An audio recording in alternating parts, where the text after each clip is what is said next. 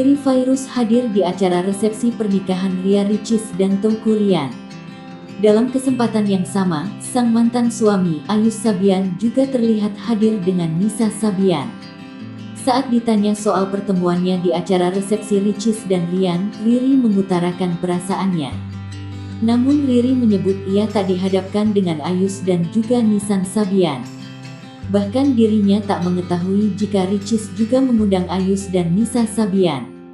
Bahkan Riri menegaskan jika dirinya sudah tak lagi memikirkan mantan suaminya itu. Beberapa waktu lalu ia sempat merayakan ulang tahun sang anak. Banyak yang mengira hubungan keduanya kembali rujuk.